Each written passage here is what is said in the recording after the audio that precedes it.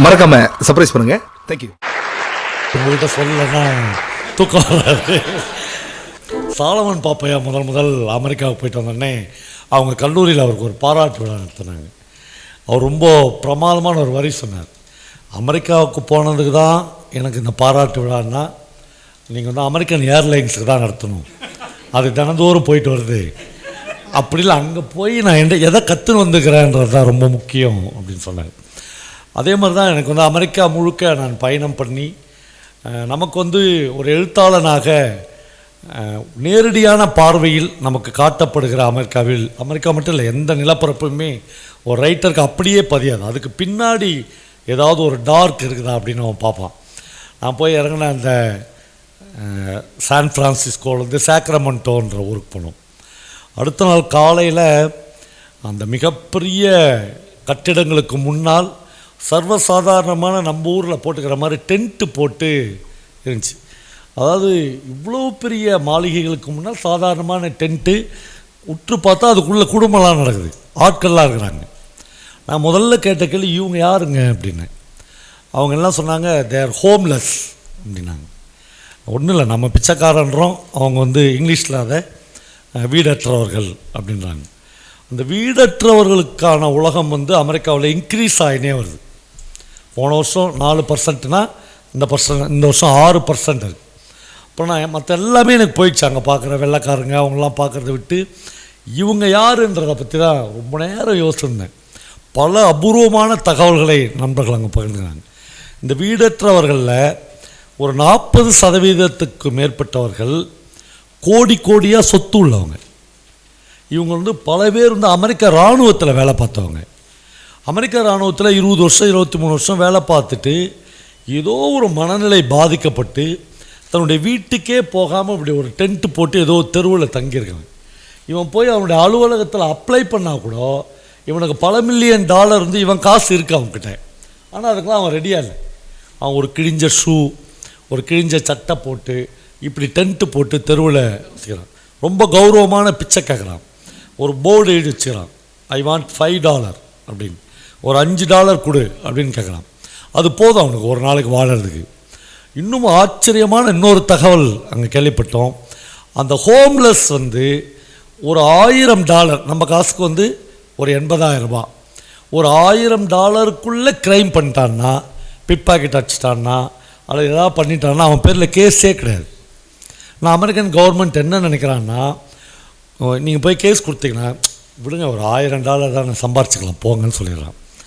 ஏன் அப்படின்னா, இவனை கேஸ் நடத்தி இவனுக்கு ஒரு ஜெயில் தண்டனை கொடுத்து அமெரிக்கன் கவர்மெண்ட் வந்து குறைஞ்சது ஒரு $5000 செலவு பண்ணி வந்திருக்கும். அதுக்கு இந்த $1000 அவனை விட்டுடுறான் அப்படின்றாங்க. அப்போ எல்லா இடங்கள்லேயும் இந்த நீதி அறம் எல்லாமே வேறையாக மாறிக்கொண்டே இருக்குது. அப்புறம் எல்லாருக்கும் ஒரு அறம் இருக்கவே இருக்க முடியாது அந்த உலகத்தில். ஒரு திருடனுக்கும் அல்லது ஒரு பிட் பாக்கெட் அடிப்பவருக்கும், அவருக்காக வாதாடுகிற ஒரு லாயருக்கும், அவருக்காக தீர்ப்பு சொல்லுகிற ஒரு நீதிபதிக்கும் ஒரே அறம் ஒர்க் அவுட் ஆகும். அவனுக்கு ஏதோ ஒரு அறம் இருக்குது, திருடினதுக்கு ஒரு அறம் இருக்குது. ரொம்ப நாளைக்கு முன்னாடி லாசார் அவனுடைய ஒரு கதை படித்தேன். அந்த கதையில் ஒரு எக்ஸ்ட்ரானரி ரைட்டர் அல்லது மாஸ்டர் அப்படின்னு சொல்லுவாங்களா, அவங்களால தான் அப்படி எழுத முடியும். திருவண்ணாமலையெல்லாம் நான் அந்த ஆளையே அப்புறம் பார்த்தேன்.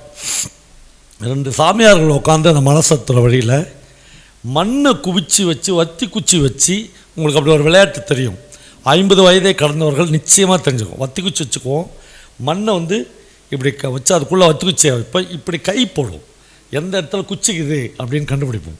ஒரு பிரமாதமான விளையாட்டு. ஒருத்தன் வந்து கரெக்டாக அந்த குச்சி அங்கே இருக்குது அங்கே போட்டுனே இருப்பான். 2 பேரும் துறவிகள், துறவியில் சாமியாராக வந்தாங்க. 4வது தடவை போகும்போது இவன் அவன் கையை பிடிச்சிக்குவான்.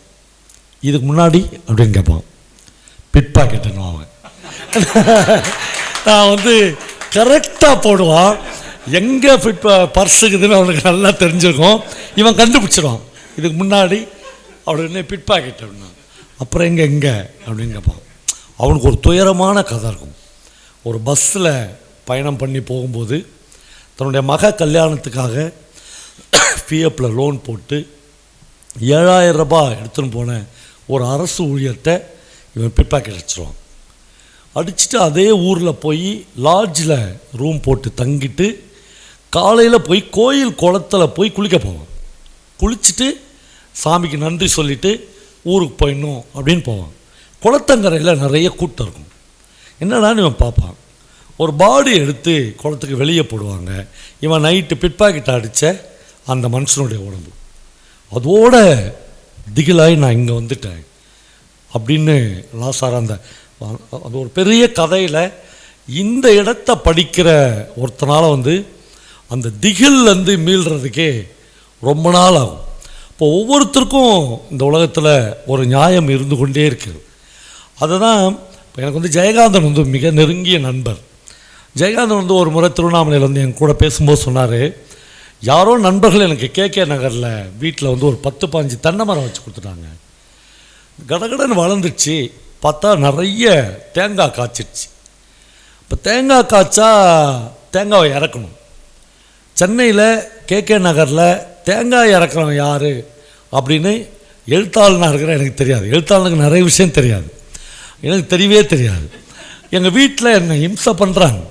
இது கூட தெரியாத நீ நான் சாக்கியத்தை கிளம்பி வாங்கிட்டான்னு கேட்பாங்க. தேங்காய் பிடிக்கிறவனை கூட்டின்னு வர முடியல, நீலாம் எழுதி என்னத்தை வாழ போதுண்டுவாங்க. பல இடங்களில் அவனுக்கு பயங்கர சிறுமைகள் கிடைக்கும். ஜெயகாந்தன் ரோட்டில் போகும்போதெல்லாம் எவனை பார்த்தாலும் இதுவும் தேங்காய் உரிப்பானா, அதை ஏதாவது அந்த குடுக்க வச்சுருப்பானா அப்படியெல்லாம் பார்க்குறாரு. எங்கேயுமே கிடைக்கல. ரொம்ப அவமானமாக போயிடுது. அப்புறம் ஒரு நாள் ராத்திரி 1 மணிக்கு தென்னை மரத்துலேருந்து தொப்பு தொப்புன்னு காய் விழுது. இவர் என்னடா இது அப்படின்னு ஜன்னலை திறந்து லேசாக பார்க்குறாரு. மேலே ஒருத்தர் இருக்கான், கீழே ஒருத்தர் இருக்கான். நைட்டு 1 மணி. உடனே இவர் ஜன்னலை திறந்தோடனே மேலே இருக்கிறவன் பார்த்துட்றான். சரசரன்னு இறங்க போகிறான். ஜெயகாந்தன் சொல்கிறாரு, எப்பா சாமி இறங்காத, உன்னை தான் பகல் முழுக்க தேடின்னு நீ நைட் ஷிஃப்ட் வந்துக்கிற, தாராளமாக காலை ஷிஃப்ட் வரலும் பறித்து முடி, போகும்போது எனக்கு ஒரு 10 காய் வச்சுட்டு போகும், எங்கள் வீட்டை நான் சமாளிச்சிட்டா போதும். ஜெயகாந்தன் சொல்லுகிறார், எனக்கு அன்றைக்கி தான் ஒரு சூத்திரம் விளங்கினது. திருடுபவனெல்லாம் திருடன் இல்லை என்கிற சூத்திரம் எனக்கு அன்றைக்கு புரிந்தது. ஒரு தென்னை மரம் காய்த்து விட்டால் அந்த காய்களை இறக்க தெரியாத நான் தான் திருடன் என்பதை நான் புரிந்து கொண்டேன். இப்பொழுது இந்த சூத்திரம் உங்களுக்கு புரிகிறதா அப்படின்னு கேட்டால் எனக்கு புரியல.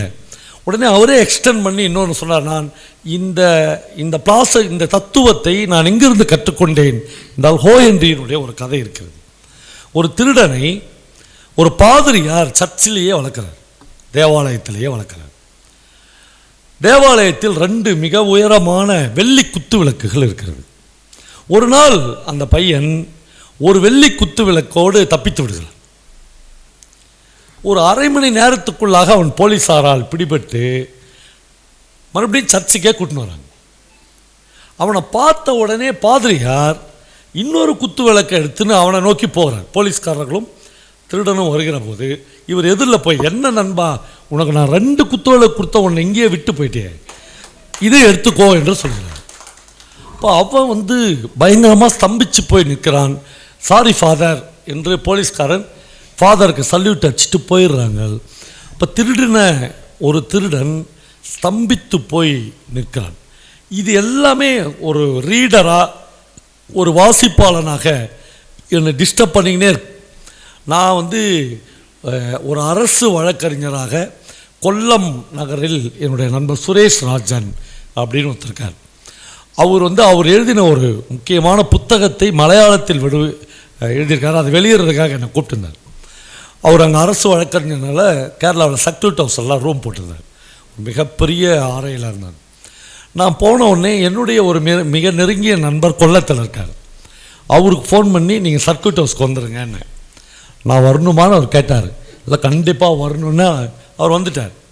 அவர் வந்தவுடனே இவர் சுரேஷ் ராஜன் என்ன பண்ணார், அவருடைய ஃபேமிலி முழுக்க எனக்கு அறிமுகப்படுத்தணும்னு கூப்பிட்டு வந்தார். அவங்க ஒய்ஃப் ஐயப்பன் கோயிலினுடைய ட்ரஸ்டி மெம்பர். அவங்க அந்த தேவஸ்தான போர்டு இதெல்லாம் சிபிஎம் கவர்மெண்ட்டு, இவங்க எல்லாமே சிபிஎம் சார்ந்த ஆட்கள். அப்படி எல்லோரும் பட்டுப்புடவை கட்டி நிற்கிறாங்க. சம்பந்தமே இல்லாத ஒரு ஆள் அந்த சர்க்யூட் ஹவுஸில் உட்காந்துக்கிறார். நான் அவரை சுரேஷ் ராஜனுக்கு அறிமுகப்படுத்துகிறேன். சார், இவர் பேர் திருடன் மணியம் பிள்ளைன்னு. அவருக்கு ஒன்றுமே புரியல. திருடன்னா கல்வனோ அப்படின்னு கேட்டார். கல்வனே அப்படின்னு நான் ஒரு திருடனை போய் எதுக்குடா அந்த ஆள் வந்து சர்க்யூட் ஹவுஸில் கூட்டு உட்கார வச்சுக்கிறான் அப்படின்னு அவருக்கு தோணுச்சு.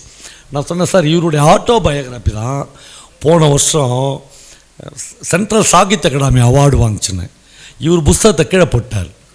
ஏன்னா இவர் வந்து கிரிமினல் லாயர், அவ்வளோ பெரிய ஆள், ஒரு திருடனுடைய ஆட்டோ பயோகிராஃபி வந்து எப்படா சாகித்ய அகாடமி அவார்டு வரல வாங்கிச்சு அப்படின்னு அவர் ஸ்தம்பிக்கிறார்.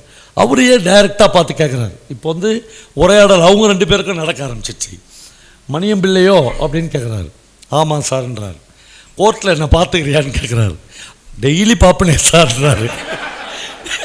கோர்ட்டுக்கு வரும்போதெல்லாம் உங்களை தானே சார் பார்ப்பேன் அப்படின்றாரு.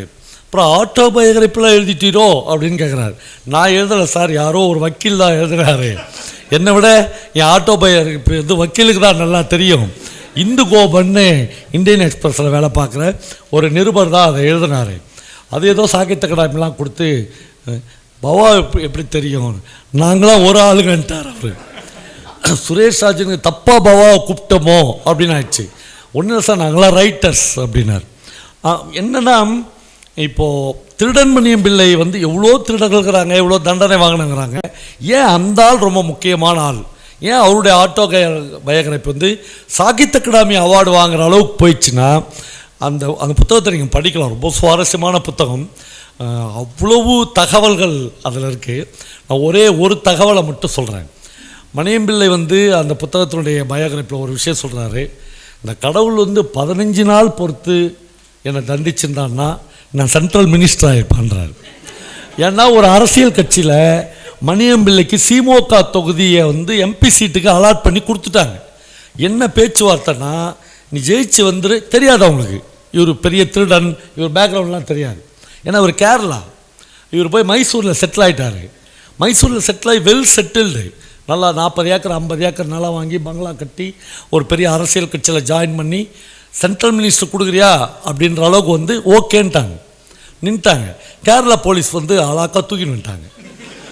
அவர் சொல்கிறாரு, அட பாவீங்களா, ஒரு மாதம் வெயிட் பண்ணியிருக்கூடாதா, ஒரு சென்ட்ரல் மினிஸ்டராக நான் நின்று இருப்பேனேன்றார். மணியம்பிள்ளையுடைய ஸ்பெஷல் அப்படின்னா, ஒரு நாள் வந்து ஒரு கொல்லத்தில் ஒரு புறநகரில் இருக்கிற ஒரு வீட்டில் ரொம்ப பிளான் பண்ணபடி பக்காவாக திருடிட்டு எங்கேயுமே ஃபெயிலியரே ஆகாது, எங்கேயுமே மனுஷன் மாட்டவே மாட்டார், வெல் பிளான்டு.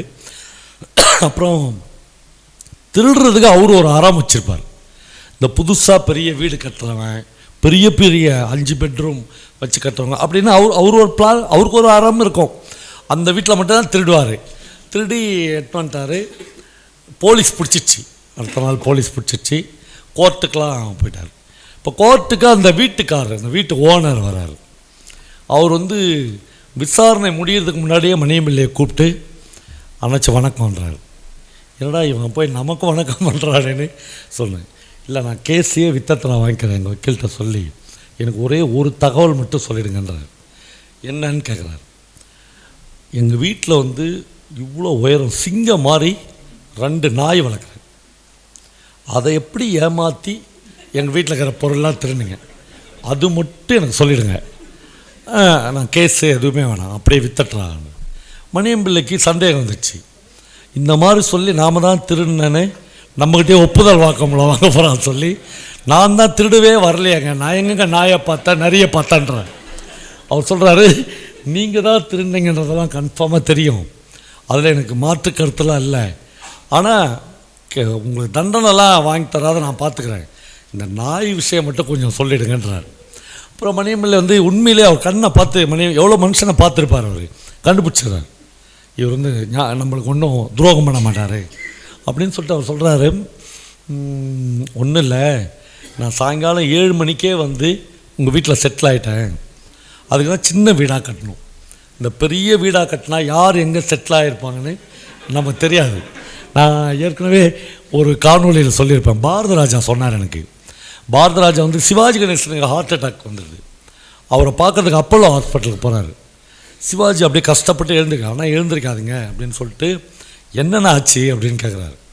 ஒன்றும் இல்லை ராசா, டெய்லி 2 மணிக்குள்ளே சாப்பிட்டுட்டு படுத்துருவேன், கமலா தான் கூட படுத்துருக்கோம், டான்னு 4 மணி அனுப்பிச்சா கமலா எழுந்துச்சி போய் எனக்கு காஃபி போட போயிடும், 4:30க்குள்ளே ரெடியாகி வெளியே வந்துடுவேன். அன்றைக்கி 2 மணிக்கு சாப்பிட்டு படுத்துட்டேன், 3:30 மணிக்கெலாம் பயங்கரமான நெஞ்சு வலி. பக்கத்தில் தான் டேபிளில் மாத்திரை இருக்குது, நாக்கு கடிக்கல வைக்கிற ஒரு மாத்திரை சொல்லுவாங்க. ஆனால் என்னால் எடுக்க முடியல. எடுத்தால் கட்டல்லேருந்து நான் கீழே விழுந்துருவேன். கமலா கமலான்னு கூப்பிட்றேன், பிரபு பிரபுன்னு கூப்பிட்றேன், ராஜ்குமார் ராஜ்குமார், ஒருத்தனும் வரல. அப்புறம்னா சோலி முடிஞ்சு அப்படின்னு முடிவு பண்ணேன். முடிவு பண்ணும்போது கமலா காஃபியோடு வந்துடுச்சு. அப்புறம்னா அவன் முன்னாடி பேசினுக்கிறேன், கதை சொல்லுங்கிறேன். சொல்லிவிட்டு சிவாஜி கணேசன் பாரதராஜாவை பார்த்து கேட்குறாரு, வீடு கட்டிட்டாரா சார் சென்னையில்? 4 வீடு வச்சுக்கிறேன்னு சொன்னார். 4 சின்ன சின்ன வீடு தானேன்னு கேட்குறாரு. ஆமாண்ணே, நான் பெரிய வீடு மட்டும் கட்டாத, ஹார்ட் அட்டாக் வந்து கூப்பிட்டேன்னா ஒரு நாய் வராது, கூப்பிட்டா கேட்குற மாதிரி சின்ன வீடாக கட்டிக்கோ, 10 வீடு கூட கட்டு, ஆனால் சின்ன சின்ன வீடாக கட்டு. பிரபுன்னு கூப்பிட்டா பிரபு வரணும், கமலான்னு கூப்பிட்டா உன் குரல் கேட்கணுண்டான்னுக்கிறேன். ரொம்ப நன்றிண்ணா அப்படின்னு. இப்போது திருடன் மணியம் பிள்ளை போய் ஒரு வீட்டில் செட்டில் ஆகிட்டார். வீட்டில் எல்லாம் படுத்துட்டாங்க. இவர் வந்து ஃப்ரிட்ஜை திறந்து பார்க்குறாரு. கேரளாவில் கிட்டத்தட்ட 90% ஃப்ரிட்ஜில் மத்தி மீன் இருக்கும். அவங்க 3 வேளையும் கிட்டத்தட்ட அவங்க மீன் சாப்பிடுவாங்க. இவர் எடுத்து மத்தி மீனில் ஒரு குழம்பு வைக்கிறார். அது வரல வீட்டில் இருக்கிற யாருக்கும் எவனோ ஒருத்தன் வீட்டில் வந்து சமைக்கிறானேடா அப்படின்னு கூட தெரியல. அப்புறம் திருடன் மணியம்பிள்ளை வந்து ஒரு ஒரு வீட்டில் சாப்பிடாத அவங்க வீட்டில் நான் திருட மாட்டேன்றார். அந்த உண்ட வீட்டுக்கு ரெண்டகம் செய்கிறதுக்குதுல்ல, அது ரொம்ப கரெக்டாக செய்கிறார் அவர். அதனால் நான் மத்தி மீன் வச்சு நல்லா சாப்பிட்டேன். அப்போ தான் நீங்கள் சொல்கிற அந்த சிங்கம் மாதிரி இந்த 2 நாயை பார்த்தேன். அது வந்து கதவுக்கு வெளியே இருந்துச்சு. நான் வீட்டிலேருந்து ஒரு தட்டு எடுத்து மத்தி மீன் போட்டு சாதம் பிசைஞ்சி அதில் கொஞ்சம் மயக்க மருந்தெல்லாம் தடவி உள்ளேருந்து நீங்கள் கொடுக்குற மாதிரி கொடுத்தேன். பயப்புள்ள 2மே ஏமாந்துச்சு அப்படின்னு சொல்கிறாரு. ஓகே, ஒரு பிரச்சனை இல்லைன்னா அன்றைக்கி திருட வந்தது நீங்கள் இல்லை அப்படின்னு எங்கள் லாயர் கூப்பிட்டு கூட சொல்லி கேஸை நான் வாபஸ் வாங்கிக்கிறேன். இதுவே போதும், இதுதான் எனக்கு மானுட அறம். நீங்கள் எனக்கு சொல்லி கொடுத்துட்டீங்க, போயிட்டு வரேன். போயிட்டார். இவருக்கு ஒன்றும் புரியல. நேராக அவர் எங்கே போகிறாருன்னா அந்த 2 நாய்கிட்டையும் போகிறார்.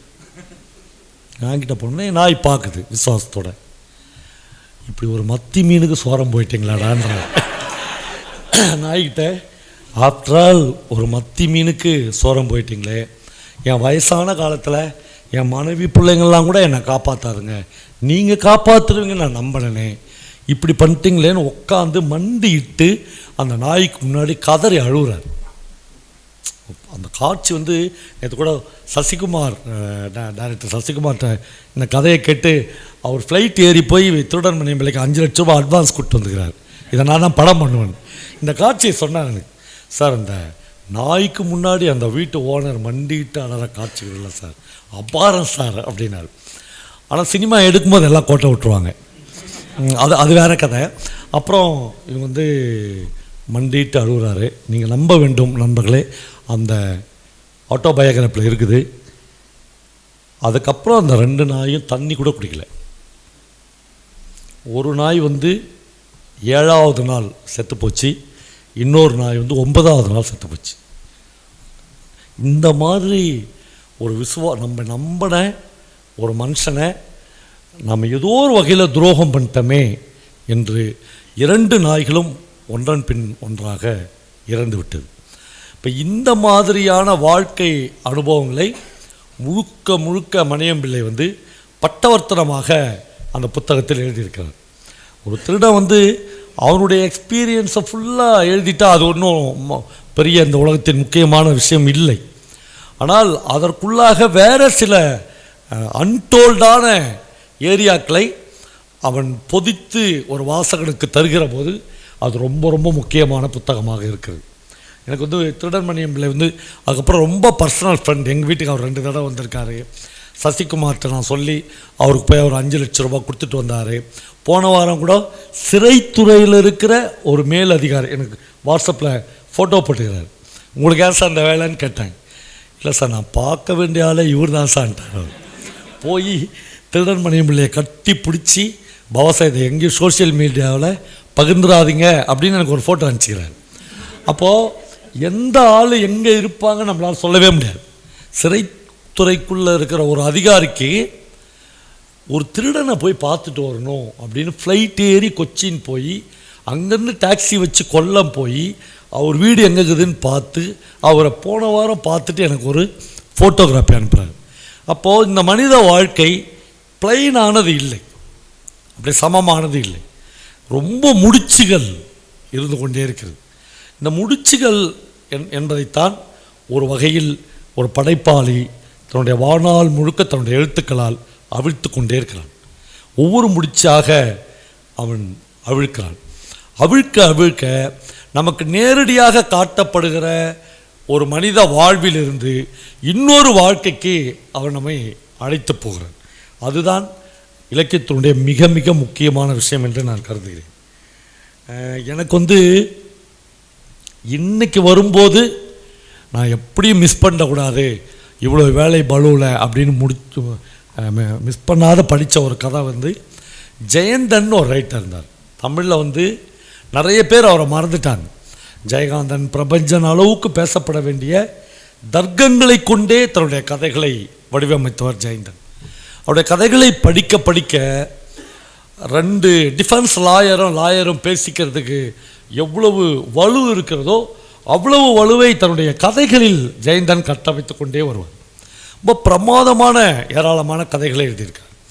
எனக்கு 25 வருடங்களுக்கு முன்னால் அவர் ஆனந்த விகடனில் வால் நீண்ட கருங்குருவி என்ற டைட்டிலில் ஒரு கதை எழுதினார். அந்த டைட்டிலே ரொம்ப பிடிச்சிருந்துச்சு எனக்கு. சரி, ரொம்ப ஒரு வித்தியாசமான டைட்டில் அப்படின்னு.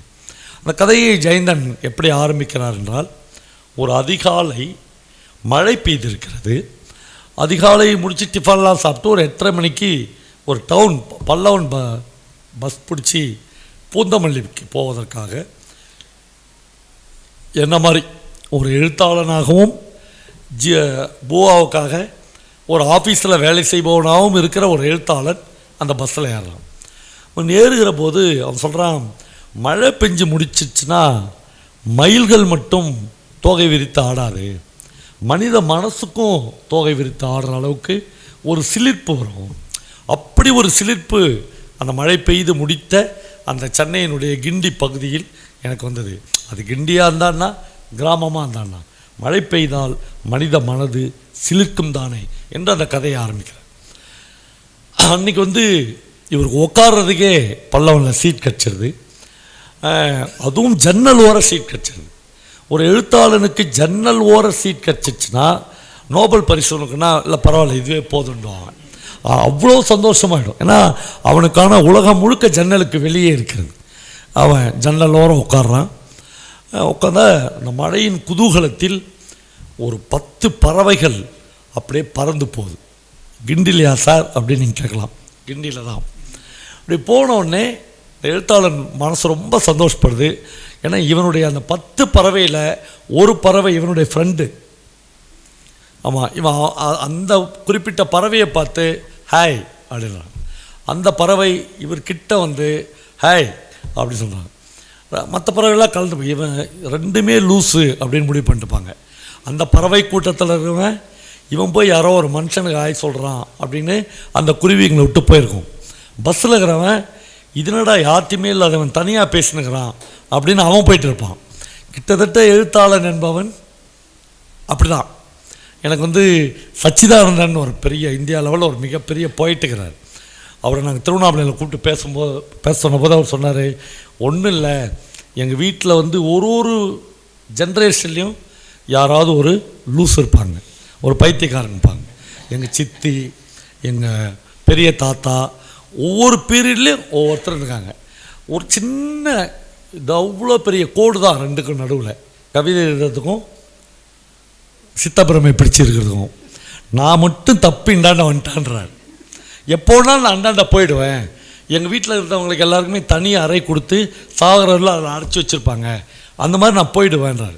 அப்போ ஒரு மாதிரி சித்தப்பிரமை பிடித்த மனநிலை தான் ஒரு கவிஞனுடைய மனநிலை. பாரதியை ஏன் இன்றைக்கும் உலகமே கொண்டாடுது?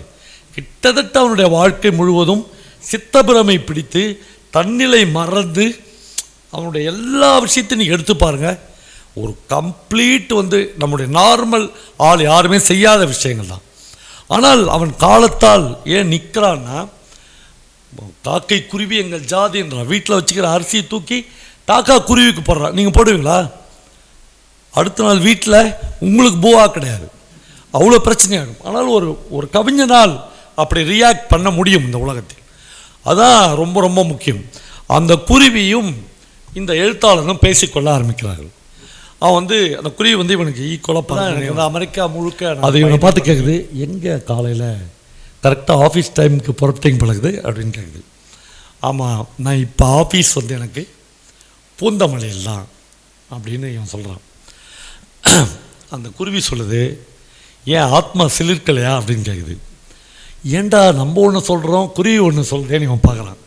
இல்லை, உனக்கு ஞாபகம் இருக்கா, நீ ஒரு நாள் காந்தி மண்டபத்தில் நம்ம 2 பேரும் உட்காந்து பேசியிருந்தோம். இவன் யார் கூட பேசியிருந்தாங்கிறான் பாருங்க. பேசும்போது நீ சொன்னேன், எனக்கு இப்போ செய்கிற வேலையெல்லாம் விட்டுட்டு ஒரு முழு நேர எழுத்தாளனாக ஒரு ஃப்ரீலான்ஸ் ரைட்டராக மாறணுன்றது தான் என்னுடைய ஆசை. அப்படி மாறிட்டா இப்போ அதை நினைக்கும் போதே என் ஆத்மா சிலிர்க்கும் அப்படின்னு சொன்னேன். இப்போ ஒன்றும் சிலிர்க்கலையா, மறுபடியும் வேலைக்கு போகிறியே அப்படின்னு குருவி கேட்கும். இவன் சொல்லுவான், அப்படி சிலுக்க வேணான்னு முடிவு பண்ணிட்டேன். அப்படி சிலுக்கிறதுக்கு பதில் குடும்பம் என்ன சின்ன பெண்ணாமல் ஆகிடும் அப்படின்னு நினச்சி பார்த்தேன். ஆத்மா இப்படியே இருந்தால் போதும்னு தோணுது, அதனால் நான் வேலைக்கு போகிறேன். வெரி குட், நீ பொழிச்சிக்குவேன். இவங்க 2 பேரும் பல விஷயங்களை அந்த பஸ் ட்ராவலில் பேசுகிறாங்க. இப்போது எதிரில் ஒரு பஸ் வருது. வந்தவுடனே இந்த குருவி பஸ்ஸுக்கு மேலே பறக்க ஆரம்பிச்சிடுது. அப்போ இந்த எழுத்தாளன் சொல்கிறான், ரொம்ப டிஸ்டர்பன்ஸ் ஆகுது உனக்கு, ஒரு பஸ் வரும்போதும் நீ மேலே பறக்கணும், நீ பேசாமல் உள்ளே வந்துரு அப்படின்னு கூப்பிடுது. இப்போ அந்த குருவி சொல்லுது, உள்ளன்னா சீட்டுக்கு வர சொல்கிறியா அப்படின்னு கேட்குது. இல்லை, அந்த கம்பி மேலே உட்காந்துங்க. கம்பி மேலே உட்காந்து இந்த பஸ் கண்டக்டரை பற்றி பிரமாதமான டிஸ்கிரிப்ஷன் ஜெயந்தன். இந்த பஸ் கண்டக்டரை நாம் கற்றுக்க வேண்டியது. அவருக்கு அவரை மாதிரி ஒரு நல்ல மனிதனை பார்க்கவே முடியாது. அவருடைய உடை, நேர்த்தியான ஷூ, அப்படியே எளிமையான ஒரு உடை, யார்ட்டையுமே சத்தம் போட மாட்டார், சத்தம் போட்டு பேச தெரியாது. ஆனால் அவர் சொன்னது எல்லாருக்குமே கேட்கும். அவர் அப்படி ஒரு அளவு வச்சுருப்பார். இதுக்கு மேலே குரல் எவ்வளோ கோபம் வந்தாலும் அவருக்கு உயராது. இன்றைக்கி என்ன நடக்குன்னா, ஒரு ஆளுக்கு சில்லறை கொடுப்பார், 5 பைசா கம்மியாக இருக்கும். அப்போ கதை எப்போ எழுதப்பட்டதுன்னு அதை வச்சு நீங்கள் தெரிஞ்சுக்கலாம். 5 பைசா கம்மியாக இருக்கும். அந்த பேசஞ்சர் கண்டக்டரை பார்த்து கேட்பா, 5 பைசா கம்மியாகுது சார், நான் தரேன் அப்படின்னாரு. எங்கள் குட்டியப்போ டெய்லி இது மாதிரி 5 பைசா அடிச்சிட்றீங்க, இதுலேயே ஒரு மாதத்துக்கு ஒரு 5 ரூபா தேறிடும். இதெல்லாம் கண்டக்டர் கேட்டுனே இருப்பார். ஆனால் அவர் எதுவுமே பேச மாட்டார். அப்புறம் இவங்க எல்லாரும் இன்னும் கொஞ்சம் நேரத்தில் எல்லா கண்டக்டர் அப்படி தானே ஆரம்பிப்பாங்க, இவனை போட்டு வாங்க போகிறாருப்பாரான்னு நினைப்பாங்க. அவர் எதுவுமே வாங்க மாட்டார். அப்புறம் கொஞ்சம் நேரம் பொறுத்து ஒரு 5 பேர் பஸ்ஸில் ஏறுவாங்க. அவங்க 2வது நிமிஷம் கண்டக்டர் அவர்கிட்ட போவார். பஸ்ஸே இப்போ கூர்ந்து கவனிக்கும். ஒரு 5 பைசா கொடுக்கலன்னு ஒரு கண்டக்டரை இவன் இவ்வளோ இழிவுபடுத்தினால இப்போ போட்டு சாத்த போகிறார் அவனன். அவர் போய், சார் உங்கள் 5 பைசா சில்லறை வந்துடுச்சு, டிலே ஆனதுக்கு சாரி அப்படின்ட்டு வந்துடுவேன். இதான் நியாயம். அவன் காசு தான், என்ன இருந்தாலும் அந்த 5 பைசான்றது அவனுடைய உரிமை தான். அது காசு சின்னதாக இருக்கலாம். பஸ்ஸில் இருக்கிற ஒவ்வொருத்தரும் கற்பனை பண்ணுவான், இந்த 5 பைசா போய் மெட்ராஸில் பங்களா வாங்கிக்க அப்படின்னு சொல்ல போகிறார் கண்டக்டரு. அவர் அப்படிலாம் சொல்ல மாட்டார். ஒரு நாள் இந்த எழுத்தாளர் அந்த கண்டக்டர்கிட்ட பேசுவார். நீங்கள் எங்கே படிச்சிங்க அப்படின்னா, லா காலேஜில் அப்படின்னாரு. லா காலேஜில் படிச்சுட்டு கண்டக்டர் ஆகுறீங்க அப்படின்னாரு. ஏன் சார் லா காலேஜில் படித்தா கண்டக்டராக இருக்கக்கூடாது அப்படின்னு எதாவது சட்டம் இருக்குதா அப்படின்னு கேட்பாரு. சட்டம் இல்லை, லா படித்தா லாயர் தான், இல்லை எனக்கு கண்டக்டர் ஆகணும் தான் இருக்குது. உண்மையிலே இந்த ஆள் லா படிச்சுக்கிறான் அப்படின்னு அவருக்கு தோணிடும் அந்த எழுத்தாளனுக்கு. அப்புறம் இல்லை சார், நம்ம மரபுன்னு ஒன்று இருக்குதுல்ல அப்படின்னு அந்த எழுத்தாளர் சொல்லுவார். அப்போ அந்த கண்டக்டர் சொல்லுவார், மரபு ரொம்ப முக்கியமான கோட், மரபுகள் தான் பின்னாளில் சட்டங்களாக மாறுகிறது என்று ஒரு வரியை சொல்வார். நம்முடைய மரபுகள் தான் பின்னாளில் சட்டமாக மாறுகிறது. அந்த குருவி ரொம்ப ஆச்சரியமாக அந்த கண்டக்டரை பார்க்கும். அது அங்கேருந்து இந்த கண்டக்டரை பார்த்து சொல்லும், நான் இங்கே உட்காரதில் உங்களுக்கு ஒன்றும் அப்ஜெக்ஷன் இல்லையான்னு கேட்கும். இது சொல்ல நிறைய அப்ஜெக்ஷன் இருக்குது. நம்ம கம்பி மேலே உட்காந்தாவே டிக்கெட் வாங்கிடணும்னு சொல்லுவார். இப்போ அந்த குருவி சொல்லும், நான் காலே படலையே, சும்மா கையே படலையே, கால் பட்டாவே டிக்கெட் வாங்கிடணும் அப்படின்வார். உடனே இந்த ரைட்டர் அந்த குருவிக்கு சேர்ந்து ஒரு டிக்கெட் வாங்கிடுவார். இப்போ குருவி டிக்கெட் வாங்கின பேசஞ்சராக மாறிடுச்சு. உடனே அது டோன் உயரும், ஏன்னா அது ஃபுல் ரைட் வாங்கிச்சு. அது சொல்லும், சாரி நான் சீட்டில் தான் உட்கார வேண்டும். இவன் அலண்டுடுவான் கண்டக்டரு சொல்லி, இல்லை விலங்குகள், மிருகங்கள், பறவைகள் இதெல்லாம் சீட்டில் உட்காரதுக்கு அனுமதி இல்லை. சரி அப்படியே என்கிட்ட டிக்கெட் வாங்கினேன்னு கேட்கும். இல்லை இது தெரியாமல் வாங்கிட்டேன், நான் வாங்கி தான் இருக்கக்கூடாது, உன்னை அங்கேருந்து துரத்தி விட்டு இருக்கணுமே வழியாக வாங்கியிருக்கக்கூடாது. சரி ஏன் நான் சீட்டில் உட்காரக்கூடாதுன்னு குருவி கேட்கும். அவன் சொல்லுவோம், இல்லை விலங்குகள், பறவைகள் இவங்ககிட்டலாம் நோய் மனிதர்களுக்கு தொத்திக்கும், அதுக்கு ஒரு வியாதி ஜூமிக்கல் டிசீஸ்ன்னு பேர், அதனால் நீங்கள் உட்கார முடியாதுன்னு சொல்லுவோம். அப்போ அந்த குருவி கேட்கும், இந்த மாதிரி எங்ககிட்ட இருந்து எத்தனை சதவீதம் நோய் தொற்று மனிதர்களுக்கு பரவிடுன்னு நீங்கள் நினைக்கிறீங்க தெரியுமா உங்களுக்குன்னு கேட்கும். அவன் சொல்லுவான் 6% வாய்ப்பு இருக்கிறது, மனிதர்கள் நீங்கள் பக்கத்தில் வந்தீங்கன்னா அது தொத்திக்கும்.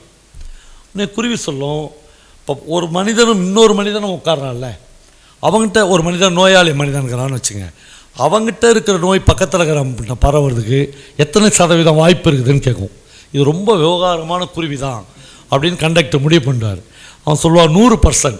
இல்லை 100% வாய்ப்பு இருக்கிற மனுஷனை புளி மூட்டை மாதிரி கட்டி தூக்கின்னு போகிற ஒரு இல்லை, நாங்கள் ஒரு 5% தான் வாய்ப்பு இருக்குது, எங்களுக்கு ஏன் சீட் கொடுக்க மாட்டேறேன்னு கேட்கும். நான் எங்கள் மேலதிகாரிகள்கிட்ட எல்லோரும் சொல்கிற வார்த்தை அது. அவனால் முடியலைன்னா எங்கள் மேலதிகாரிகிட்ட கேட்டு சொல்லிடுறேன், எங்கள் மேலதிகாரிகள்கிட்ட கேட்டு உனக்கு பதில் சொல்கிறேன் அப்படின்னு குருவி சொல்லுவான். அது கேட்கும், அது வரலும் நான் டிக்கெட் வாங்கிட்டு இங்கே உட்காந்துக்கணுமா? அப்போ அவன் சொல்லுவான், தயவுசெய்து நீ பறந்து போயிடு, நாளைக்கு சாயங்காலம் நீ வா, அதுக்குள்ளே எங்கள் மேலதிகாரிகிட்ட நான் எப்படி இதை கிளியர் பண்ணிக்கிறேன். இப்படி ஒரு சுவாரஸ்யமான உரையாடல் ஒரு குருவிக்கும் ஒரு எழுத்தாளருக்கும் நடந்து கொண்டே இருக்குது. இப்போ பஸ்ஸு பூந்தமல்லி கிட்ட போயிடுச்சு. போனவுடனே ஒரு 12 பேர், ஒரு டசன் மனிதர்கள் எல்லோரும் பஸ்ஸில் ஏறுறாங்க. ஏறினவுடனே இந்த ரைட்டர் பார்க்குறாரு, எல்லாருக்கும் ஒரே மேக்கப் போட்ட மாதிரி இருக்கிறாங்க 12 பேரும். என்ன மேக்கப்னா கண்ணீரும் கவலையும் துக்கமும் துயரமாக 12 பேர் ஏறுறான். அப்புறம் ஒரு ஆளை இவர் கூப்பிட்டு, என்ன எல்லோரும் ஒரே மாதிரி இருக்கிறீங்கன்னு கேட்குறாரு. அவங்க சொல்கிறாங்க, ஒரு சாவுக்கு போகிறோம். ஓ, ஒரு ஆள் துண்டை வாயில் திணிச்சு, அக்கா போயிட்டியாக்கான்னு அழுகுறாரு. பஸ்ஸில் எல்லாரும் அவர் வேடிக்கை பார்க்குறாங்க. ஒரு 50 வயசு இருக்கும் அவருக்கு. அதை பற்றினா அவர் கவலைப்படவே இல்லை. ஒரு பொது இடத்துல போய் நம்ம இப்படி அழுகுறோமே அப்படின்னு கவலைப்படவே இல்லை. உடனே இந்த எழுத்தாளர் அவர்கிட்ட கேட்குறாரு, இறந்து போயிட்டவங்க யார்? அந்த மனுஷனுக்கு சொந்த அக்கா. இவர் நினைக்கிறாரு, எவ்வளோ பிரியம், எவ்வளோ பாசம். இந்த பிரியமும் பாசமும் தான் இந்தியா மாதிரியான ஒரு நாட்டில் மனித உறவுகள், குடும்ப உறவுகள் சிதைந்து போகாமல் அப்படியே வைத்திருக்க உதவுகிறது என்று சொல்லும்போது அந்த பெரியவர் சொல்கிறாரு, அதெல்லாம் ஒன்றும் இல்லைங்க, அவங்க 2 பேரும் பேசிக்கினே 30 வருஷம் இருந்துச்சு. அந்த அக்காவும் இந்த தம்பியும் பேசி 30 வருஷம் ஆச்சு. இந்த பெரிய அக்கா மேலே இவர் ஹைகோர்ட்டில் கேஸ் போட்டுக்கிறாரு. இவன் ஸ்தம்பிச்சு போய் நிற்கிறான். அது என்ன கதை அப்படின்னு எழுத்தாளன் கேட்குறான். ஒன்றும் இல்லைங்க, அந்த பெரியக்கா கல்யாணம் ஆகி வீட்டில் இருக்கும்போது இந்த பையனுக்கு 10 வயசு. யாருக்கு? இந்த துண்டை வச்சு அழுதுங்கிறாருக்கு 10 வயசு. அவங்க வீட்டில் ஆம்பளைங்க யாரும் இல்லை. அதனால் இவங்க அம்மா கேட்டுக்கிறதுக்கு என்னங்க, பெரியக்கா வீட்டுக்காரே வீட்டு நிர்வாகத்தெல்லாம் பார்த்துக்கினாரு. ஒரு 12 வருஷம் ஆச்சு. இவருக்கு இன்னொரு தங்கச்சிக்குது, அடுத்த ஸ்டாப்பில் நிற்க சொல்லிக்கிறோம். அங்கே அது ஏறும், அது பேர் லட்சுமி. எல்லாத்தையும் அவர் சொல்கிறார். இப்போ இவங்க வீட்டில் இருக்கிறாங்க. இவருக்கு ஒரு கல்யாணம் ஆகுது. இந்த துண்டு வச்சு அழுகுறாரு, அவருக்கு ஒரு கல்யாணம் ஆகுது. கல்யாணம் ஆனவுடனே கல்யாணத்துக்குடைய நாத்தனார், கல்யாணத்துக்குடைய கொழுந்தனார், கல்யாணத்துக்குடைய பிரச்சனைகள், கல்யாணத்துக்குடைய சந்தேகங்கள், கல்யாணத்துக்குடைய எல்லாமே சேருது. சேர்ந்தவுடனே அக்காவும் அக்கா வீட்டுக்காரும் சேர்ந்து இந்த வீட்டில் ஏதோ கொஞ்சம் அடிக்கிறாங்க அப்படின்னு ஒரு குற்றச்சாட்டை அக்கா மேலே வைக்கிறாங்க. இது எப்போ தெரியுதோ அந்த நிமிஷம் அக்கா வீட்டுக்காரரு இவங்களை விட்டுட்டு தனியாக போயிடுறாரு.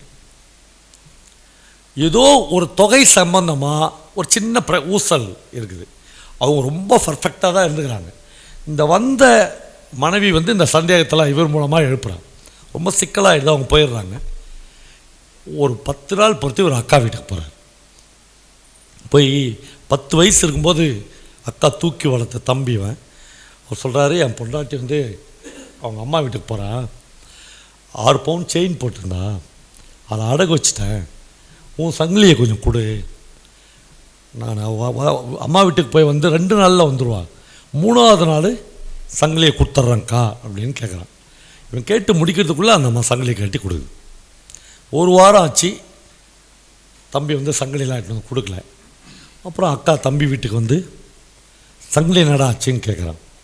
நீயும் உங்கள் வீட்டுக்காரர் எங்கள் வீட்டில் அடிச்சிங்கல்ல, அதுக்கும் சங்கிலிக்கும் சரியாக போச்சுங்கிறான். இவ்வளவு பிரச்சனைகள், இவ்வளவு கஷ்டங்கள் உள்ள அந்த அண்ணன் தான் துண்டை வாயில் வச்சு போயிட்டியாக்கா, என் தெய்வமே நீ போயிட்டியான்னு அழுகுறான்.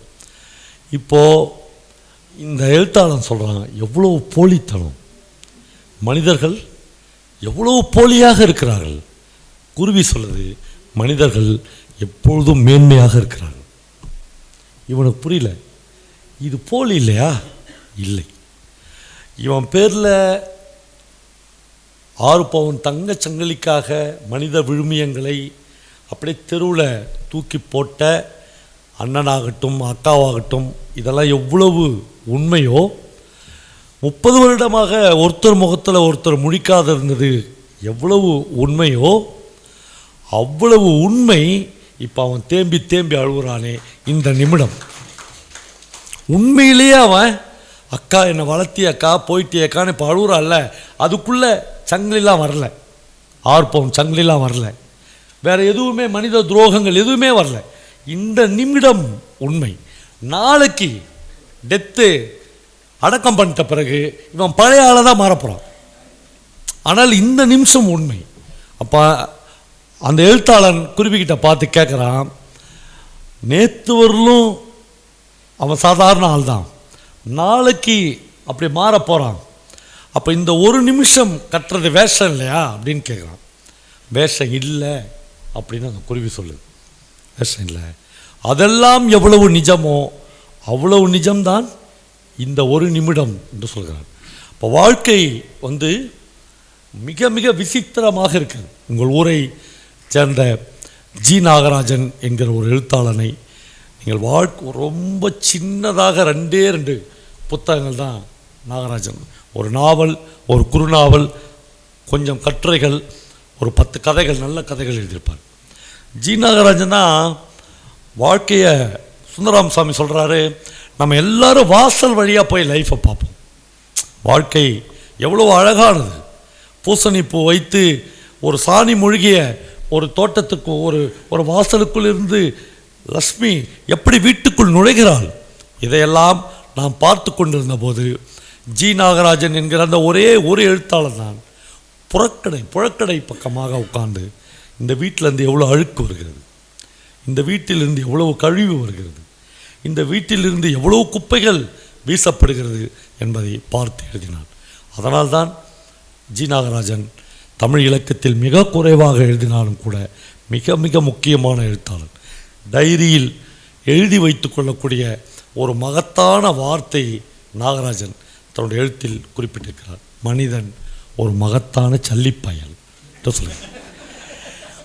மனிதனை வெறும் சல்லிப்பயல் என்று நாகராஜன் சொல்லவே இல்லை, மகத்தான சல்லிப்பயல் என்று சொல்கிறார். இந்த மகத்தானவுக்கும் சல்லிப்பயலுக்கும் ஏணி வச்சாலும் எட்டாது.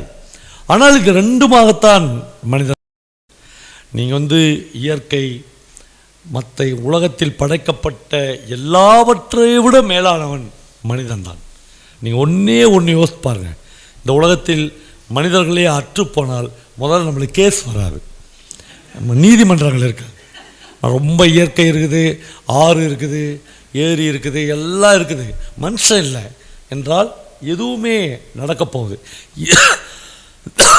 இந்த மனிதர்களுக்குள்ளாக, இந்த வாழ்க்கைக்குள்ளாக ஏற்படுகிற சகல நியாயங்களையும் அநீதிகளையும் எழுத்தாளன் என்பவன் மறந்து போகிற மனிதர்களுக்கு தொடர்ந்து நினைவூட்டி கொண்டே இருக்கிறான். அதனால்தான் ஒரு எழுத்தாளனுடைய ஒர்க் என்பது ரொம்ப ரொம்ப மேலாக இருக்கிறது. மதிப்புக்குரிய நீதிபதி சாமிநாதன் சார் அவர்கள் ஒரு எழுத்தாளனுடைய கட்டுரைகளிலிருந்து, கதைகளிலிருந்து ஒரு தீர்ப்பை எழுதுகிற போது அதை கோட் பண்ணார் என்று சொன்னார்கள். எனக்கு இதெல்லாமே நான் கேள்விப்பட்டிருக்கிறேன். நீங்கள் எங்கே போய் என்னவா வாழ்ந்தாலும் மார்க்ஸ் என்று தமிழில் ஒரு மிக முக்கியமான இடதுசாரி சிந்தனையாளர். அவர் பேசிக்கலாக தஞ்சாவூரில் சரபோஜி காலேஜில் ஃபிசிக்ஸ் ப்ரொஃபஸர். அவர் எப்போ ஃபிசிக்ஸ் பாடம் நடத்தினாலும் தமிழில் ஒரு அபூர்வமான கவிதையை சொல்லி ஃபிசிக்ஸ் பாடத்தை ஆரம்பிப்பார். அப்படி முடியும் ஒரு நீதிபதியாலேயோ ஒரு லாயரோ. ஏன்னா நம்ம எல்லோரும் மனிதர்கள் தான். நாம் ரொம்ப ராவாக இந்த வாழ்க்கையை அணுக கற்றுக்கொண்டோம். அப்படி இல்லை. அதனால்தான் இங்கே எவ்வளோ நீதிபதிகள் இருக்கிற போதும் இந்த ஒரு நீதிபதியை இவ்வளோ பேர் கோட் பண்ணுறதுக்கு என்ன காரணம் என்றால், ஒரு 5 மணிக்கு மேலே இதை எல்லாத்தையும் கழட்டி வச்சுட்டு வாழ்க்கையை, அறத்தை நமக்கு சொல்லுகிற ஏதோ ஒரு டெக்ஸ்ட்டை எடுத்து ஒரு 4 மணி நேரம் 3 மணி நேரம் அந்த டெக்ஸ்ட்டுக்குள்ளாக மூழ்குகிற ஒரு மனிதனால் அநீதியாக ஒரு தீர்ப்பை எழுத முடியாது. அது ரொம்ப ரொம்ப முக்கியம். வெறும் சட்ட புத்தகங்களிலிருந்து நமக்கு தண்டனைகளுக்கு நிறைய கதவுகளை அது திறந்துவிடும். ஆனால் நாம் படிக்கிற இலக்கியங்கள் அந்த தண்டனையின் கதவுகளை கொஞ்சம் கொஞ்சமாக மூடும். ரொம்ப சரியான ஒரு இடத்தில் அதுதான் மானுட அறத்துக்கு பக்கத்துக்கு உங்களை நிற்க வைக்கும். அதனால்தான் தொடர்ந்து நமக்கு வாசிப்பு தேவைப்பட்டு கொண்டே இருக்கிறது. சார் சொன்னார்ல அந்த அறம் என்கிற கதை, அந்த அறம் புத்தகமே நாங்கள் தான் பப்ளிஷ் பண்ணோம். எங்கள் வம்சி புக்ஸில் தான் பப்ளிஷ் பண்ணோம். அதில் ஒரு 13 கதைகள் இருக்கிறது. 13 கதைகளுமே நிஜமாக வாழ்ந்து கொண்டு இருக்கிறார் அல்லது வாழ்ந்து முடித்த மனிதர்களை பற்றியான கதைகள். அந்த 13 கதைகளையுமே ஏதோ ஒரு வகையில் ஜெயமோகன் மானுட அறத்தை பற்றி பேசிக்கொண்டே இருக்கிறார். இந்த அறம் என்கிற கதை எம்வி வெங்கட்ராம் என்கிற தஞ்சாவூர் மாவட்டத்தில் மிக மிக முக்கியமான ஒரு எழுத்தாளனை பற்றியான கதை. ஒரு எழுத்தாளன் எப்படி வஞ்சிக்கப்பட்டான் என்பதைத்தான் ஜெயமோகன் அந்த டெக்ஸ்டில் அவ்வளோ பிரமாதமாக எழுதுகிறார். நம்மளே நான் என்னுடைய உரையின் ஆரம்பத்திலும் இப்பொழுதும் ஒரு எழுத்தாளன் எவ்வளோ முக்கியமானவன் என்று ஏன் சொல்லிக்கொண்டே இருக்கிறேன் என்றால், ஜெயமோகனுக்கே நேர்ந்த ஒரு அனுபவம் இருக்குது. திருநெல்வேலியில் ஒரு கூட்டத்தில் பேசிட்டு ஒரு ஜால்னா பையோட அவர் ஒரு பஸ் ஸ்டாண்டுக்கு போகிறார். எங்கள் எல்லா எழுத்தாளர்களுடைய ஸ்டேஜ் வந்து அதான். ஒரு ஜோல்னா பை மாட்டிக்கின்னு ஆட்டோ கூட இல்லாமல் ஒரு கூட்டத்தில் பேசிட்டு ராத்திரி பின்னிரவு பஸ் பிடிச்சி விடைகாலம் போய் வீட்டில் இறங்கி அவசர அவசரமாக முகம் கழுவிட்டு ஆஃபீஸ்க்கோ போவாவுக்கு வேறு என்ன பண்ணுறதோ போகிற லெவல் தான் ஒரு எழுத்தாளனுடைய லெவல். இவர் நடந்து போகிறார். ஒரு பெரிய ஸ்கார்பியோ கார் வந்து இவருக்கு முன்னாடி நிற்கிது. உள்ளேருந்து இவ்வளோ நம்ம சினிமாவெல்லாம் காமிப்பாங்கள்ல ஒரு பியூர் வில்லன். ஆனால் பியூர் வில்லன் யாருமே அப்படி இருக்க மாட்டான். அவன் வந்து நல்ல கதர் சட்டை போட்டு ஒயிட் கட்டி அந்த பொட்டு வச்சு அப்புறம் வந்து முடிஞ்சால் உத்திராட்ச கொட்டை வச்சு அப்படியே. ஆனால் அவனை பார்த்தீங்கன்னா 12 கொலை பண்ணியிருப்பான். அந்த பியூர் வில்லன்னு நம்மளுக்கு சமூகம் சினிமாலாம் ஒரு ஆளை காமிக்கிறான். அவன் இவ்வளோ பெருசாக இருப்பான், கத்தி வச்சுருப்பான். அவன்லாம் இல்லை. அவன் வந்து ஜெயமோகன் முன்னாடி ஐயா அப்படின்றான். இவர் அழுந்துட்டார். என்னடா அது, நடுராத்திரில் பஸ்ஸுக்கு போகிறோம், எவனோ ஒருத்தர் ஸ்கார்பியோ காரில் வந்து இறங்குறான். ஆள் பார்த்தாவே அப்படிங்கிறான். என்னன்றார், ஐயா எங்கய்யா போகிறீங்க, நான் விட்டுறேன்றான். பஸ் ஸ்டாண்ட் தான் 1 கிலோமீட்டர். நம்ம நீங்கள் ஏறுங்க. இவர் ஏறி ஃப்ரண்ட்டு சீட்டில் உட்காந்துக்கிறான். பின்னாடி அவன் உட்காந்துக்கிறான். ஐயா எங்கே போகணும், பஸ் ஸ்டாண்டு. இல்லையா வீட்டுக்கு எங்கே போகணுன்னு கேட்குறான். திருநெல்வேலியிலேருந்து அவர் வீடு வந்து நாகர்கோயில். டிரைவர்கிட்ட சொல்கிறான் நாகர்கோயிலுக்கு வண்டி திருப்புன்றான். இவர் போச்சுறான். நடுராத்திரில் ஒரு எழுத்தாளனா போய் எதுக்குடா கடத்தணும், அவங்ககிட்ட சொற்களை தவிர வேறு எதுவுமே இல்லையே அப்படின்னு நினச்சி பின்னாடி திரும்பிப்பார். ஐயா உங்களுக்கு எனக்கு தெரியாது, எனக்கு உங்களுக்கு தெரியும், பேசாமல் வாங்க, நீ வண்டியை ஓட்டு. கொஞ்சம் தூரம் வண்டியை ஓட்டினா இவரால் பயம் தாங்கலை. இல்லை உண்மையை சொல்லுங்கள், என்ன ஏன் நீங்கள் கூட்டு போகிறீங்கன்னு கேட்குறாரு. வண்டியை நிறுத்து விட்டா சொல்கிறான், ஐயா ஒன்றுமே இல்லை ஐயா, இந்த உலகத்திலேயே எனக்கு ரொம்ப ரொம்ப தெய்வமாக நான் கருதுறது ஜிகே மூப்பனார் ஐயா. அவர் தான் எனக்கு தெய்வம். காங்கிரஸ்கார், ஸ்கார்பியோ கார், காங்கிரஸ்காரங்க ஸ்கார்பியோ கார்லாம் கூட வச்சுருப்பாங்க. அவருக்கு எனக்கு வந்து பெரிய ஆள் வந்து ஜிகே மூப்பனார் தான் ஐயா. அவர் வந்து போன வாரம் கல்கி புஸ்தகம் பார்த்தீங்களான்னு ஜெயமோகன் கேட்குறாரு. இல்லைங்களே என்றார். போன வாரம் கல்கி புஸ்தகம் பாருங்கள், ஒரு அட்டைப்படம் போட்டுக்கிறான், எங்கள் ஐயா மடியில் உங்களை உட்கார வச்சுக்கிறாருன்றான். என்னென்னா திருவையாருக்கு அவர் நடத்துகிற இசை நிகழ்ச்சிக்கு ஜெயமோகனை கூப்பிட்றாரு. இவர் போகும்போது ஸ்டேஜில் சீட் இல்லை, சேர் இல்லை. மூப்பனார் டக்குன்னு கையை பிடிச்சி இழுத்து என் மடியில் உட்காந்துக்கன்னு மடியில் உட்கார வச்சுக்கிறாரு. பத்திரிகைக்காரங்களுக்கு தானே வேணும். டக்குன்னு ஒரு ஃபோட்டோ எடுத்து கவர் பேஜாக போட்டுறான். இவன் சொல்கிறான், என் தெய்வமே உன்னை மடியில் உட்கார வைக்குதுன்னா நீ எவ்வளோ பெரிய தெய்வம், உன்னை போய் வீட்டில் விட்டு வரேன் அப்படின்னு விட்டு வரேன். அதான் ஒரு ரைட்டருக்கான இடம். என்னென்னா ஒரு நாள் தான் ஒருத்தன் அப்படி விட்டு வருவான், அடுத்த நாள் வந்து நீ ஜோல்னா போய் மாட்டிக்கிட்டு பஸ் ஸ்டாண்டில் நடந்தான் போகணும். பல எழுத்தாளர்கள் என்ன நினச்சிக்குவாங்க, டெய்லி நம்மளை விட்டு வர்றதுக்கு ஒரு ஸ்கார்பியோ கார் வரும், அதெல்லாம் வராது, அதெல்லாம் வராது. அப்புறம் இன்றைய சமூகத்தில் எங்கேயோ விட்டேன் நான் அந்த எம்இ வெங்கட்ராம பற்றியான அந்த கதை வந்து ஒரு எழுத்தாளன் எப்படி வஞ்சிக்கப்படுறான் என்பதைத்தான் அந்த கதையில் ஜெயமோகன் சொல்லுகிறார். கதை நீங்கள் யூடியூப்பில் கேளுங்க, நான் இன்றைக்கி சொல்ல. கடைசியாக ஒரு விஷயத்தை நான் சொல்ல வேண்டும் என்று ஆசைப்படுகிறேன். நண்பர்களே, நம்ம நீதிபதி இருக்கார், லாயர்ஸ் இருக்குங்க, லேமேன்ஸ் இருக்காங்க. என்னுடைய மிகச்சிறந்த வாசகியும் மதுரையில் ஒரு ஆங்கில பேராசிரியமாக சாவித்ரி இங்கே வந்திருக்காங்க. ஒரே ஒரு விஷயம் சொல்லுகிறேன், நாம் எந்த துறையில் வேண்டுமானாலும் வேலை பார்க்கலாம், ஆனால் சமூகத்தில் நடக்கிற ஒரு விஷயத்திற்கு முன்னெடுப்பாளனாக நாம் இருக்கிறோமா என்கிறது தான் இன்றைய கட்டத்தில் மிக மிக முக்கியமான கேள்வி. இரண்டு தகவல்களை நான் சொல்ல விரும்புகிறேன். ஒரு 13 வருடம் இருக்கும், திருவண்ணாமலையில் என்னுடைய மிக நெருங்கிய தோழி காயத்ரி கேம்யூஸ் என்கிற ஒரு மிகப்பெரிய ஆர்டிஸ்ட் இருக்கிறார்கள். நான் தான் அவங்களுக்கு திருவண்ணாமலையில் இடம்லாம் வாங்கி அங்கேயே அவர்கள் வசிக்கிறார்கள்.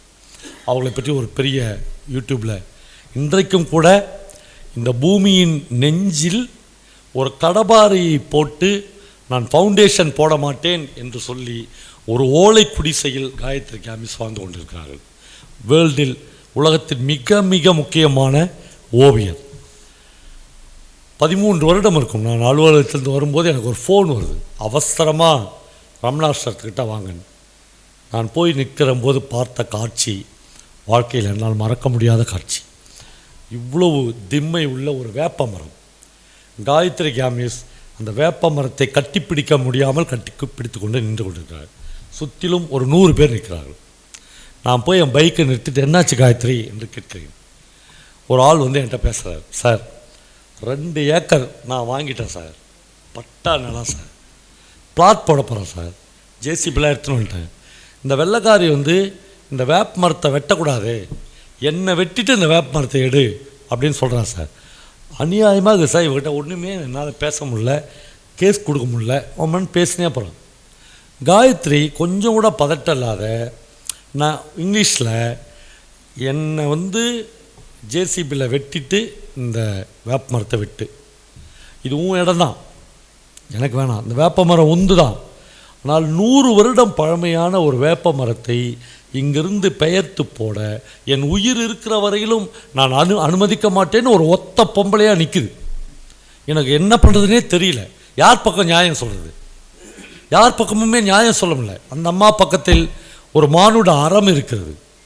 அந்த பிளாட் போடுறவன் இடத்துல எதுவுமே எனக்கு வேணாம், பணம் வேணும், பிளாட் போடணும், நான் ஒரு ஸ்கொயர் ஃபீட் போய்டும் இதில் என்கிற எண்ணிக்கை இருக்கிறது. ஸ்தம்பித்து போய் நான் நின்றேன். நண்பர்களே, இந்த இன்சிடென்ட் நடந்து 13 வருடம் ஆகியது. நான் இதை பற்றி எழுதியிருக்கிறேன், பேசியிருக்கிறேன். 13 வருடத்துக்கு பிறகு இப்போ நான் போய் அந்த இடத்த பார்த்தேன். மிகப்பெரிய கட்டிடங்கள், அடுக்குமாடி கட்டிடங்கள், ஃபார்ம் ஹவுஸ் எல்லாம் வந்து விட்டது. அந்த வேப்ப மரம் அப்படியே இருக்கிறது. அவனால் வெட்டவே முடியவில்லை. ஏதோ ஒரு வகையில் மனிதன், எவ்வளவு மோசமான மனிதனும் குற்ற உணர்வுக்கு ஆளாகிறான்.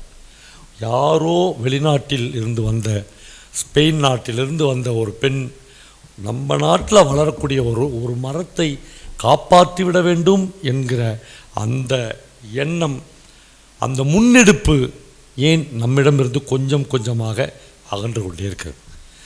ஒரு 10 நாளைக்கு முன்னால் என் வாழ்க்கையில் எனக்கு நடந்த ஒரு சம்பவத்தை சொல்லி நான் முடித்துக் கொள்கிறேன். நான் அமெரிக்கா போயிட்டு வந்தேன். எங்கள் வீட்டுக்கும் எங்கள் நிலத்திற்கும் 10,000 என்று எங்கள் நிலத்துக்கு பெயர். அதற்கும் இடையில் 3 கிலோமீட்டர் தூரம் இருக்கும். திருவண்ணாமலையிலே நான் வந்து பார்த்த காட்சி என்னால் தாங்க முடியாத காட்சியாக இருந்தது. ஒரு ஏரி இருக்கிறது, ஒரு மிகப்பெரிய ஏரி, வெண்ணமலை ஏரி என்று பெயர்.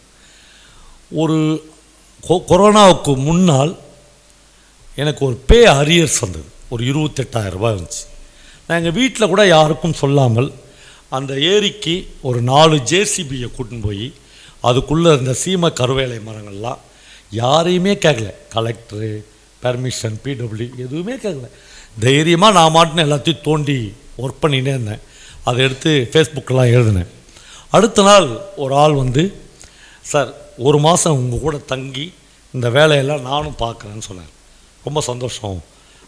என்னை வந்து கார்த்தி சார் அனுப்பிச்சாருன்னு சொன்னேன். எந்த கார்த்திகேயன்? சிவகுமார் சார் பையன், ஆக்டரு. அவர் என்கிட்ட 5 லட்ச ரூபா கொடுத்து அனுப்பிச்சிக்கிறாரு. இந்த ஒர்க் எல்லாத்துக்கும் நான் பணம் தரேன், நம்ம 2 பேரும் சேர்ந்து போகலாம். கிட்டத்தட்ட நாங்கள் 2 பேரும் 1.5 மாதம் அந்த வேலையை செஞ்சோம். நீதிபதி சந்துரு இதை கேள்விப்பட்டு, அவர் ஒரு ஸ்கூலோட கரஸ்பாண்டண்ட்டாக இருக்கிறார். இப்போது அவங்க ஒய்ஃப் தான் அதை பார்த்துக்கிறாங்க. நேராக சந்துரு புறப்பட்டு வந்து எங்கள் 10,000 தங்கி ஒரு 50 மாணவர்களை அவங்க ஸ்கூல்லேருந்து அந்த உதவிக்கு அனுப்பிச்சி வச்சார். இப்படியாக நாங்கள் அந்த ஏரியை ஓரளவுக்கு காப்பாற்றினோம். இந்த அமெரிக்காவுக்கு போயிட்டு வர்றதுக்குள்ளே 20 அடியாக இருந்த எங்கள் அந்த சாலை 150 அடியாக எக்ஸ்டர்ன் ஆகும், 30 மீட்டர். அப்போது கரெக்டாக 29வது மீட்டரில் ஒரு 700-800 மரம் இருக்குது. எல்லாமே வேப்ப மரம், பனை மரம். எல்லாத்துக்கும் வயசு 50 வயசுக்கு மேலே. அவ்வளோ பிரமாதமான ரம்மியமான சூழல் உள்ள ஒரு இடம். பாதிக்கு மேல் அந்த எல்லா மரங்களையும் தோண்டி அப்படியே அந்த ஏரியிலேயே போட்டு பெட்ரோல் ஊற்றி கொடுத்துருக்காங்க. எனக்கு வந்து தாங்கவே முடியல. அப்புறம் இதுக்குள்ளே ஒரு லாஜிக் இருக்குது. அப்படின்னா எக்ஸ்டெண்ட் பண்ண வேணாமா, நம்ம சீக்கிரமாக மெட்ராஸ்க்கு போக வேணாமா, நம்ம பதவியேற்பு விழான்னா வருது அப்படிலாம் நமக்கு நிறைய கேள்விகள் வரலாம். லேட்டாக போனால் நம்ம ஜனாதிபதியாக பதவியேற்க முடியாது அப்படிலாம் கூட தோணலாம். ஆனால் இந்த எக்ஸ்டென்ஷனை நம்ம ஒத்துக்கலாம். என்ன, எனக்கு ஒரே ஒரு கேள்வி இருந்துச்சு. நான் அன்றைக்கி ராத்திரி ஒரு 10 மணி இருக்கும். ஒரே 1 மீட்டர் அந்த இடத்துல மட்டும் குறைச்சா இந்த எல்லா மரங்களையும் காப்பாற்றிடலாம். ஏன் ஒரு அரசு ஊழியருக்கு கூட இது தெரியல? ஏன் ஒரே ஒரு இன்ஜினியர் கூட இந்த கவர்மெண்ட்டுக்கு இந்த கருத்தை சொல்லலை? அப்படி நிறைய கேள்விகள் எனக்கு வந்துச்சு. ராத்திரி 10:30 மணி. நான் முதல்ல என் ஒய்ஃப்கிட்ட சொல்கிறேன், நான் வந்து மீதி ஒரு 200 மரங்குது, எப்படியாச்சும் அதை நான் காப்பாற்றுவேன்னு சொல்கிறேன். இம்பாசிபிள், அதெல்லாம் முடியவே முடியாதுன்னு சொல்கிறேன். இல்லை, யாராவது ஒருத்தர் பாசிட்டிவாக ஒரு வார்த்தை சொல்லுங்களேன்னு சொல்கிறேன். யாருமே சொல்லலை. என் ஃப்ரெண்ட்ஸ்க்கெலாம் ஃபோன் பண்ணுறேன். அவங்க சொல்கிறாங்க, பாய் இது ஒரு பெரிய நேஷ்னல் ப்ராஜெக்ட், தயவுசெய்து புரிஞ்சுக்குங்க. ஒரு எழுத்தாளருக்கு புரிஞ்சிக்க மாட்டாங்க. அவன் தான் நான் முதல்ல சொல்லிட்டேன், கிட்டத்தட்ட லூஸ் தானே அவன். ஆமாம், நான் வந்து இல்லை ஏதாவது பண்ணணும்னு பார்க்குறேன். 11 மணிக்கு மாண்புமிகு நெடுஞ்சாலைத்துறை பிடபிள்யூடி மினிஸ்டர் வந்து எங்கள் ஊர் அவர், என்னால் ரொம்ப சின்ன வயசுன்னு தெரியும், ஒரு தைரியத்தில் ஒரு வாய்ஸ் மெசேஜ் கொடுக்குறாரு. ஆனால் இது மாதிரி ஒரு 200 மரம் என்ன இருக்குதுன்னா, ஒரு 1 மீட்டர் சாலை போடுறத குறைச்சிங்கன்னா இது எல்லாத்தையும் காப்பாற்றிடலான்னா இது ரொம்ப உருக்கமான குரலில் ஒரு வாய்ஸ் மெசேஜ் கொடுக்குறேன். அந்த வாய்ஸ் மெசேஜை கேட்ட அடுத்த நிமிஷம் அவர் என்னை ஃபோனில் கூப்பிட்றாரு. எனக்கு பயங்கர ஆச்சரியமாகிடுச்சு. வந்து முதல்ல அவருக்கு ஒரு தேங்க்ஸ் சொன்னேன். இல்லைப்பா உன்னை சின்ன வயசுலேருந்தே எனக்கு தெரியும், நானும் உன்னை சின்ன வயசுலேருந்து பார்க்குறேன், உனக்கு என்ன வேணும்னு கேட்டேன். எனக்கு ஒன்று வேணாண்ணா, ஏதாவது பண்ணி இந்த மரங்களை காப்பாற்றிடலான்னா சொல்கிறேன்.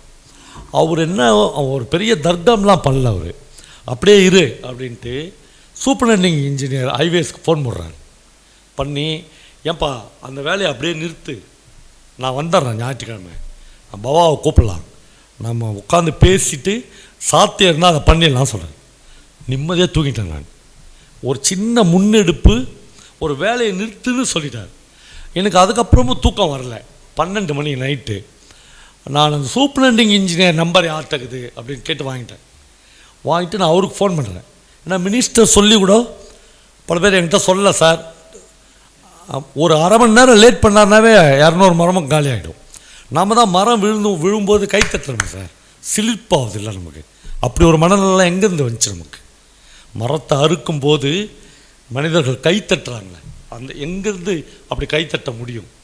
நான் சூப்பரண்டிங் இன்ஜினியருக்கு பேசுகிறேன், சார் மினிஸ்டர்கிட்ட பேசினேன், உங்கள்கிட்ட சொல்லிடுறேன்னு சொன்னார். அவர் எனக்கு பதில் சொன்னார், பவா சார் மினிஸ்டரே சொல்லனாலும் அதை நான் நிறுத்திடுறேன்னார். எப்படி சார்? நான் உங்களுக்கு பெரிய ரசிகன், இப்போ கூட உங்கள் கதை தான் கேட்டுனுக்கிறேன். பயங்கர சந்தோஷமாகிடுச்சு எனக்கு. நண்பர்களே, ஞாயிற்றுக்கிழமை மினிஸ்டர் வந்தார், என்னை கூப்பிடல. ஆனால் திங்கட்கிழமை நைட்டு ஒரு 10 மணிக்கு நான் மினிஸ்டரை பார்க்குறதுக்கு முதலாக அவருடைய அலுவலகத்துக்கு போகிறேன். நைட்டு 9:30 மணிக்கு என்னை பார்த்த உடனே அவர் சொல்கிறாரு, அதான் நீ சொல்லி நிறுத்திட்டேன்ப்பா, அப்புறம் ஏன்பா வரேன்னு கேட்குறாரு. நான் சொன்னேன், இல்லைனா ஒரு நன்றி சொல்லிட்டு போகலான்னு வந்தேன் அப்படின்னு. நீங்கள் இப்போ இந்த ஒரு வாரத்தில் என்னென்னா அந்த மரங்களை அப்படியே விட்டுட்டு 2 மீட்டர் தூரம் எக்ஸ்டெண்ட் பண்ணி அந்த ரோடை போடுறாங்க. அந்த 150-200 மரம் அப்படியே நிற்கிறது. அப்போது ஒரு சின்ன முன்னெடுப்பு தான். யாராலுமே முடியாது, இந்த கவர்மெண்ட்டுக்கிட்ட முடியாது, இந்த மந்திரிக்கிட்ட முடியாது, இந்த கலெக்டர்கிட்ட முடியாது, அதெல்லாம் இல்லை. எங்கோ ஸ்பெயின் நாட்டிலிருந்து வந்த ஒரு காயத்ரி கேமிஸுக்கு இந்தியாவில் ரமணாஸ்வரத்துக்கு முன்னால் வளர்ந்த ஒரே ஒரு வேப்ப மரத்தை காப்பாற்ற முடியும் என்றால், இந்த மண்ணிலேயே பிறந்து இந்த மண்ணிலேயே வாழ்கிற நமக்கு ஒரு 150 மரங்களை காப்பாற்ற முடியும் என்றால், அந்த முன்னெடுப்பாக போகிற மனிதன் யார் என்பதை தான் இன்றைக்கு உலகம் உற்று நோக்குகிறது. ஒருவேளை இந்த கூட்டத்தில் கலந்து கொண்ட நண்பர்களும் வழக்கறிஞர்களும் நீதிபதிகளும் அந்த முன்னெடுக்கும் மனிதர்களில் ஒருவராக இருந்தால், வரலாற்றில் ஒரு சின்ன பக்கத்தில் நமக்கும் வரலாறு ஒரு இடம் கொடுக்கும். நன்றி.